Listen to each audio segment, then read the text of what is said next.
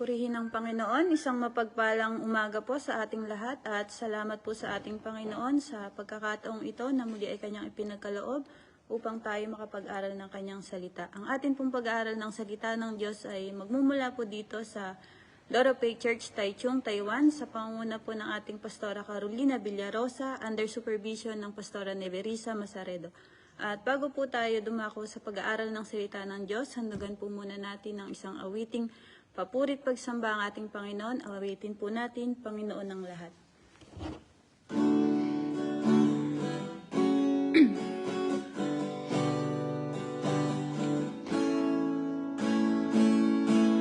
Marapat nating dakilain ang Panginoon, nag-iisang manlilikha, tanging tagapagligtas, kahangahangang tagapayo, amang mapagmahal, siya'y publihan, pag-asa ng lahat.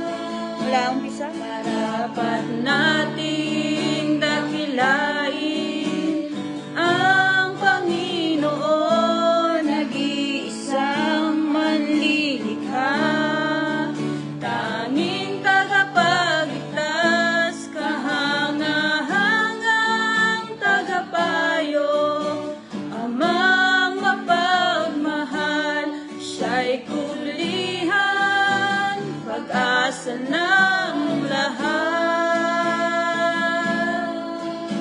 Lahat ng tuhod sa Kanya'y sasamba, lahat ng labi magsasambit ng papuri,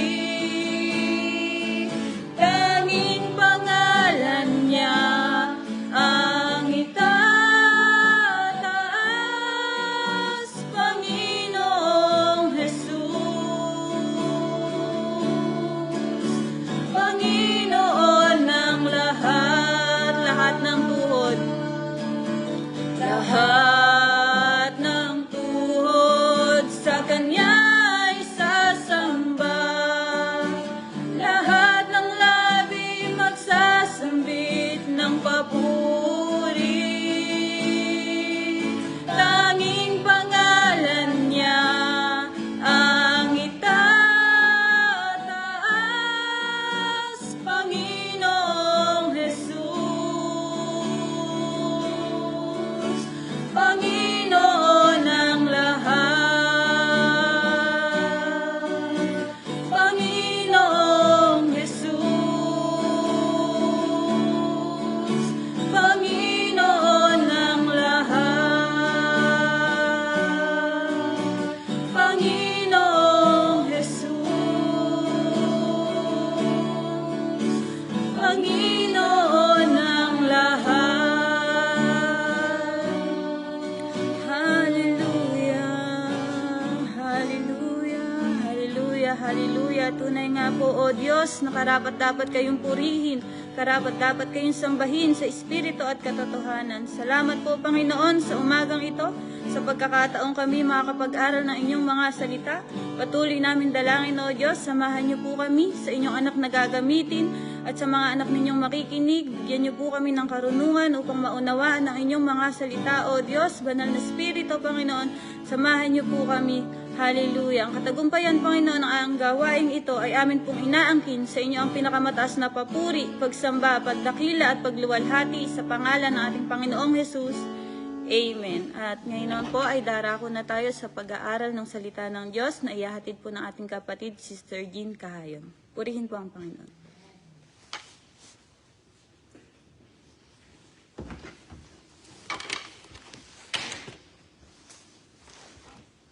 Purihin ng Panginoon, tunay nga po ang Diyos natin ay mabuti, isa pong mapagpalang umagang muli sa ating lahat. Tunay nga po na isang pribilehiyo na talagang magamit sa ganitong gawain sapagkat hindi lahat ay nabibigyan ng pagkakataon. Kaya po sa umagang ito, sa pagpapatuloy, muli po tayong manalangin upang hingin ang pagsama ng Banal na Espiritu. Hallelujah! Purihin kayo, O Diyos, dakilain ang inyong banal na pangalan, Panginoon. Tunay nga pong napakabuti niyo po sa aming mga buhay, sapagkat muli binigyan niyo po kami ng pagkakataong muling sariwain ang inyong mga salita sa umagang ito. Dalangin po namin, O Diyos, ang pagsama ng inyong banal na Santong Espiritu, sapagkat wala po akong kayang gawin, limitado lamang, Panginoon, ang aking kaalaman. Ngunit ang kaalaman niyo po ay higit na malawak, O Diyos. Kaya po sa umagang ito, kayo po yung patuloy na magsalita, O Diyos.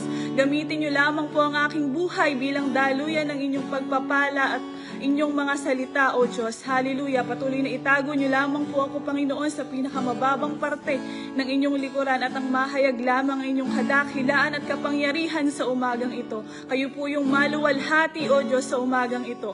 Salamat po, O Diyos. Ngayon pa lamang ay kiniklaim na po namin ang katagumpayan ng gawain ito. Sa inyo lamang po namin ibinabalik ang pinakamataas na papuri, pagsamba, pagdakila at pasasalamat sa pangalan ni Jesus. Amen. Purihin ang Panginoon. At ngayon po ang pag-aaralan po natin ay magmumula sa aklat ng Kawikaan, chapter 16, verse 9. At kung meron po tayong mga Biblia, ay samahan niyo po akong makapagbukasan sa aklat po ng Kawikaan, chapter 16, verse 9. Nasusulat po dito, ang tao ang nagpaplano, ngunit nasa Panginoon ang kaganapan nito. Amen. Purihin ang salita ng Diyos. Tunay nga po nga, napakarami nating mga planuhin sa ating mga buhay. At minsan, hindi po natin alam na hindi na pala ito tugma sa kalooban ng Panginoon. Kaya minsan, wag na po tayong magtampo sa Panginoon. Kasi kung nakikita natin ay mga pangit na nangyayari sa ating mga buhay, pero hindi natin nauunawaan na minsan talagang unti-unti or banda-banda doon ay nakikita natin na may ginagawa ang Panginoon. At higit natin mauunawaan yun kung talagang patuloy tayong lalapit sa Kanya. Kaya purihin ang Panginoon kung talagang naiintindihan natin yung mga pagbabago sa ating mga plano. Kailangan lang nating alamin mula sa Kanya at magtiwala sa Panginoong Diyos. Sabi nga po sa aklat ng Salmo, chapter 147, verse 5, sabi po dito, makapangyarihan ng ating Panginoon, ang kanyang karunungan ay walang hanggan. Amen. Marapat lang na pagtiwalaan natin ang ating Diyos na nakakakita ng ating hinaharap sa pamamagitan ng pagtanggap na wala talaga sa atin yung kontrol kung hindi nasa Panginoon. Tunay nga pong napakabuti at galak sa ating kalooban kung talagang ang Panginoon lamang ang talagang susundin natin sa ating mga buhay sapagkat siya'y makapangyarihan at sapagkat siya'y higit na malawak yung karunungan kaysa sa atin. At ang sabi rin po sa Jeremias chapter 29 verse 11, alam ko kung paano ko tutuparin ang mga plano ko para sa kabutihan nyo at hindi sa kasamaan nyo. At plano para bigyan kayo ng pag-asa na magkaroon kayo ng mabuting kinabukasan. Kaya mga kapatid, tanging sa pagtupad lamang sa kalooban ng Diyos natin matatagpuan yung talagang totoong kaligayahan, yung fulfillment, yung purpose natin na dapat kasama natin yung Panginoon sa ating mga buhay. At malalaman natin yung purpose natin na dapat talagang paglingkuran natin yung Panginoon. Amen. At ngayon naman po, bakit nga ba maraming Kristiyano yung napapahamak dahil lang tinutungo nila ay yung direction na malayo sa plano ng Diyos? Una po dyan, dahil nakapokus sila dun sa mga material na mga bagay.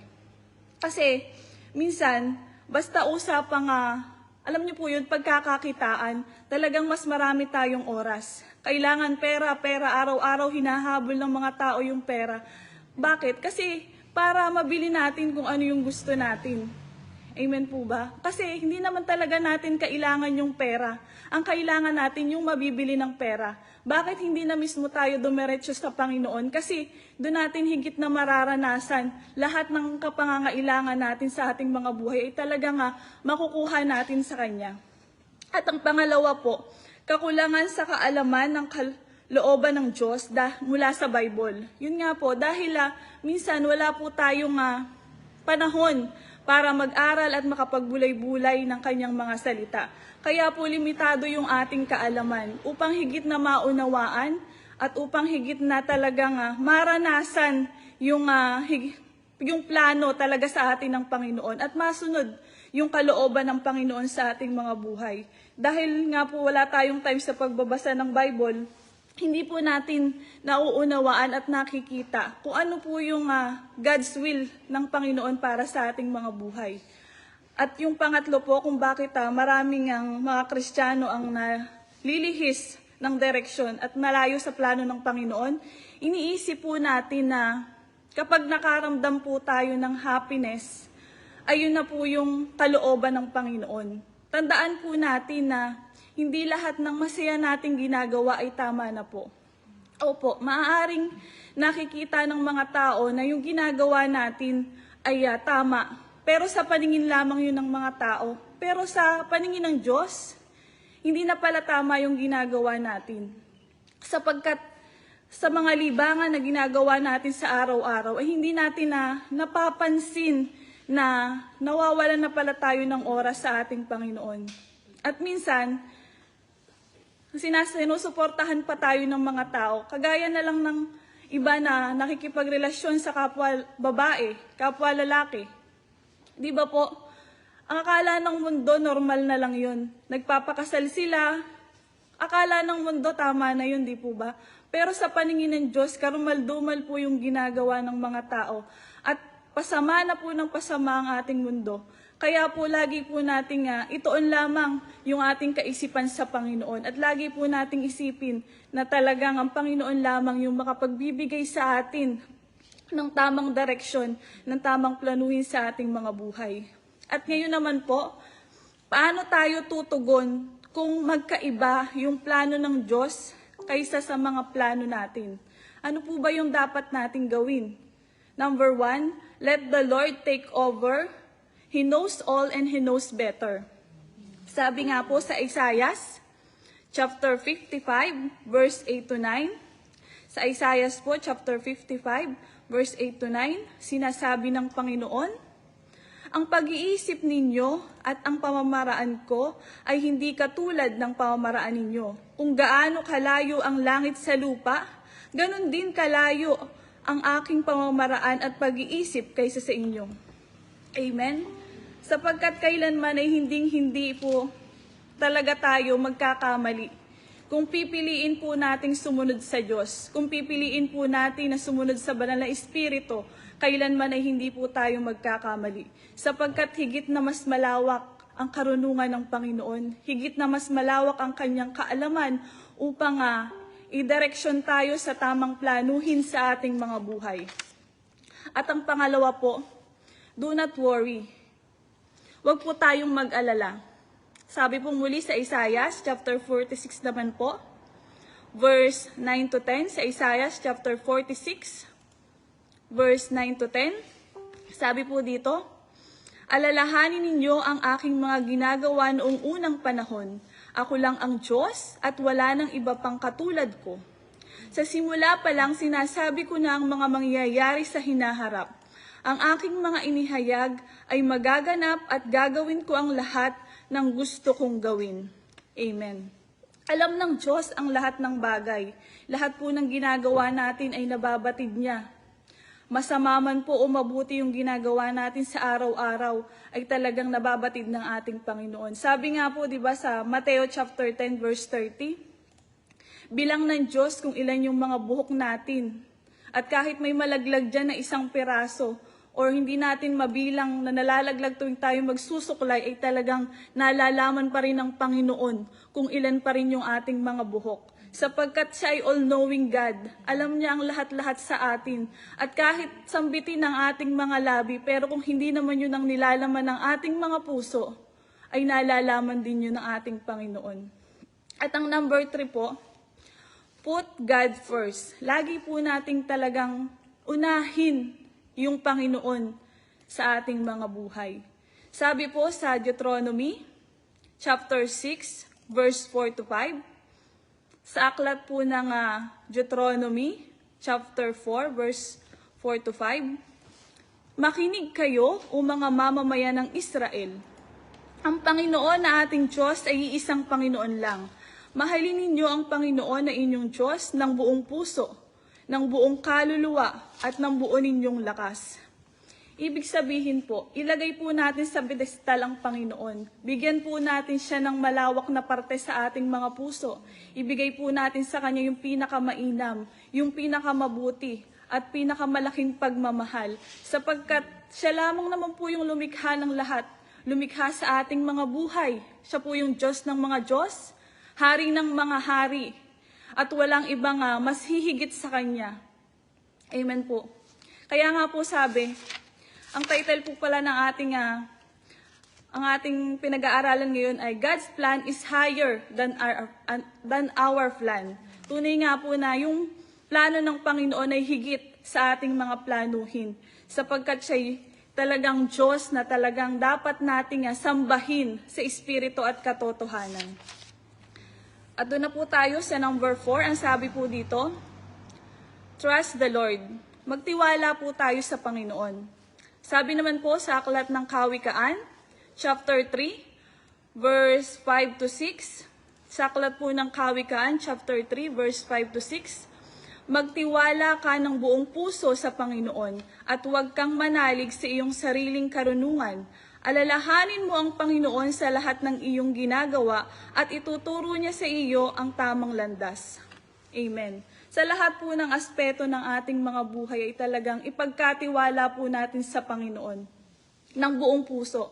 Kasi lagi po nating isipin na wala pong imposible sa Panginoon. Di ba po sabi po sa Lucas chapter 1 verse 37, nothing is impossible sa Panginoon. At lagi nating tandaan na at hayaan natin na siya po yung talagang magmaneho ng ating mga buhay. Sapagkat ang depart from Him ay talagang wala po tayong kayang gawin sa ating mga buhay. Hindi po tayo makatatayo sa ganitong gawain talagang dahil lamang po sa pagsama ng Banal na Espiritu at pagsama ng Panginoon. Kaya tayo nakakagagawa ng mga bagay na imposible na akala natin hindi natin kayang gawin, pero kaya pala natin. Amen. Kaya po, lagi po natin namnamin araw-araw yung binibigay sa ating pagkakataon ng Panginoon. Sapagkat talagang hindi po tayo bibiguin ng Panginoon. Tapat siya na nangako sa ating mga buhay. Kaya po sa ating mga buhay ay talagang lagi nating ituon sa Kanya upang sa gayon lahat ng anumang pagplanuhin natin ay talagang ipagkatiwala po natin sa Panginoon. At sa number 5 po tayo, lagi po nating piliin yung will ng Panginoon. Choose God's will. Sabi po sa Deuteronomy, chapter 29, verse 29, may mga lihim na bagay na Panginoon lamang ang nakakaalam, pero ipinapahayag niya sa atin ang kanyang kasunduan at dapat ninyo itong sundin, dapat ninyong sundin maging ng ating lahi magpakailanman. Tunay nga po na hindi lahat ay pinabatid sa atin ng Panginoon. Ngunit nung nabubuhay ang Panginoong Hesus sa mundong ito, lahat ay nalalaman niya ang mangyayari. Kaya naman nung nalalapit na ang kanyang paghuli sa kanya, ay talagang nanalangin siya ng taimtim sa ating Panginoon, sa ating Diyos Ama, na kung maaari ilayo sa kanya yung saro ng paghihirap. Ngunit anong sabi ng Panginoong Hesus? Mangyari ang kalooban niyo, hindi yung kalooban ko. Yun nga po, kahit nababatid niya na maghihirap siya, pero ipinagpatuloy pa rin niya. Bakit? Para worth it naman po yun para maligtas po yung ating mga buhay. Kahit hindi po tayo karapat-dapat, kahit pa lulubog lilitaw po tayo, or manghihina or lalakas tayo, ay talagang minarapat tayong lahat ng Panginoon. Na kahit anuman pong sitwasyon, anuman pong panahon yung pagdaanan natin, ay talagang alam natin na kasama natin yung Panginoong Hesus. Ano pong sabi? Kahit hindi sa atin pinabatid lahat.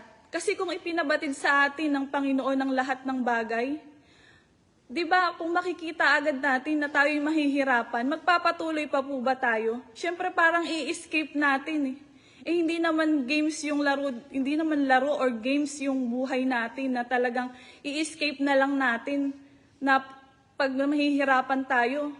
lalampasan na lang natin. Siyempre, dapat pagdaanan po natin yung lahat ng bagay. Kaya nga po hindi sa atin pinabatid ng Panginoon ng lahat. Ngunit banda-banda roon, lagi sa ating ipinapaunawa ng Panginoon na talagang higit nating pagsumakitan, higit nating paghirapan yung takbuhin ng ating mga buhay. Sapagkat yung plano ng Panginoon para sa atin ay higit na mas mabuti. Although nahihirapan tayo, although hindi natin nauunawaan or naiintindihan yung nangyayari. Pero sabi nga po, di ba, kahit hindi natin nakikita or nasasaktan na tayo sa ating mga nararanasan, banda-banda doon ay talagang mauunawaan at makikita natin yung ginagawa ng Panginoon. At minsan nakala natin silent yung Panginoon. Lagi po nating tandaan na He will never stop working into our lives. Hindi po siya tumitigil. At kapag po talaga dumating tayo sa punto na talagang sukong-suko na po tayo, tandaan po natin na malapit na po yung breakthrough. Doon na po natin mararanasan yung higit na kapangyarihan, higit na talagang yung amazing grace ng Panginoon sa ating mga buhay. Purihin po ang Panginoon sapagkat sa umagang ito ay talagang pinaunawa sa atin ng Panginoon na yung mga planuhin natin sa ating mga buhay ay talagang ilaan natin sa Kanya, ilapit natin sa Kanya, sapagkat napakabuti niya. Amen po ba? Kaya po sa umagang ito, tayo pong lahat ay yumuko at manalangin. Hallelujah! Pakaselyuhan po natin ang gawaing ito at patuloy po na talagang iparana sa atin ng Panginoon at ipaunawa sa atin ng Banal na Espiritu na yung mga planuhin natin sa ating mga buhay ay talagang ang Panginoon lamang ang may kontrol ng lahat. Hallelujah! Hallelujah! Purihin kayo, O Diyos. Dakilain ang inyong banal na pangalan, Panginoon. Hallelujah! Tunay nga po, O Diyos, na walang papantay sa inyo. Walang hihigit sa inyo, Panginoon. Hallelujah!